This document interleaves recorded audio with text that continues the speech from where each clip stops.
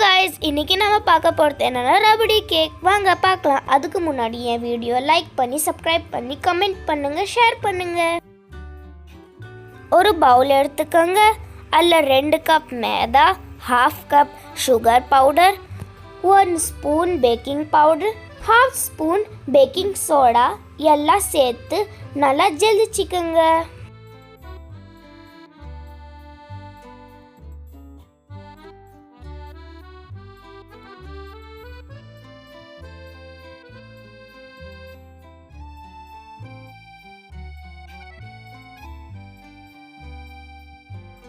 நான் இப்போதைக்கு எந்த இன்க்ரீடியன்ட் சொல்லியிருக்கேனோ அது எல்லாம் நல்லா மிக்ஸ் பண்ணிக்கோங்க.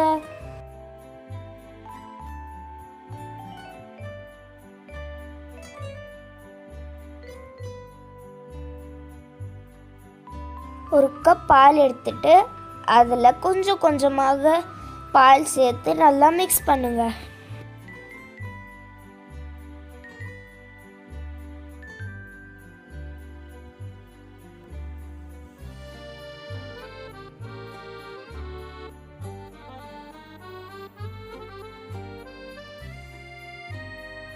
இப்போ உங்ககிட்ட எவ்வளோ பால் இருந்தாலும் அது எல்லாம் போட்டு நல்லா மிக்ஸ் பண்ணுங்க.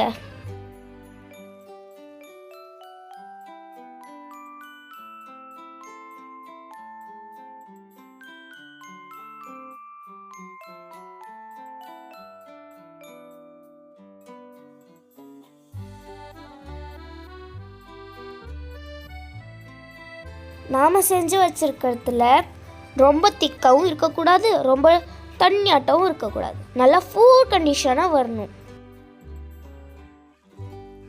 1/2 டீஸ்பூன் வெல்லுலா எசன்ஸ், அப்புறம் 2 ஸ்பூன் ஆயில் சேர்த்து நல்லா மிக்ஸ் பண்ணி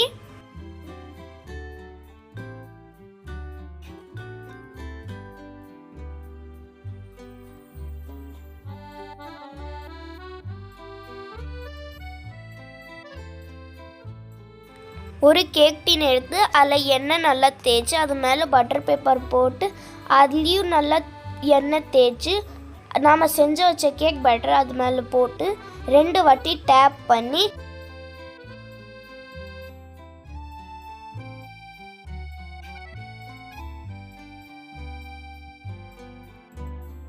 கேஸை பற்ற வச்சு அது மேலே கடாய் வச்சு அது மூடி நல்லா 10 நிமிஷத்துக்காக ஹீட் பண்ண வச்சிருங்க.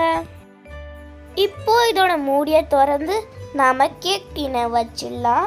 30 நிமிஷத்துக்காக 30 நிமிஷம் கழிச்சு திறந்து பாருங்க. அப்படி கேக்கு ஒட்டிட்டு வந்துச்சுன்னா கேக்கு இன்னும் ரெடி ஆகலை. அப்படி கேக்கு ஒட்டலைன்னா கேக்கு ரெடி. ஒரு கத்தி எடுத்து இப்போ சைட்லேருந்து ரிமூவ் பண்ணுங்க. அப்புறம் ஒரு பிளேட் எடுத்து அது மேலே வச்சிடுங்க.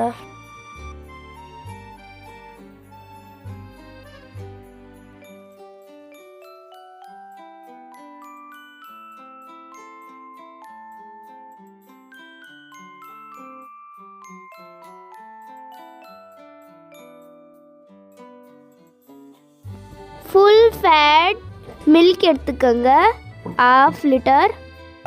இப்போ அதை கொதிக்க விட்டுருங்க. பால் திக்கானதுமே அதில் உங்களுக்கு தேவையான அளவுக்கு சர்க்கரை சேர்த்துக்கோங்க.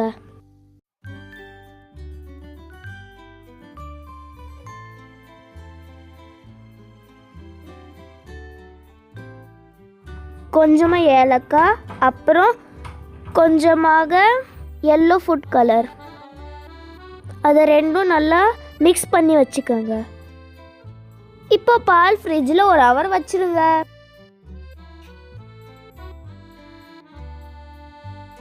நம்ம செஞ்சு வச்ச கேக்கில் குச்சி எடுத்து நல்லா சின்ன சின்ன ஓட்டையாக செய்யுங்க.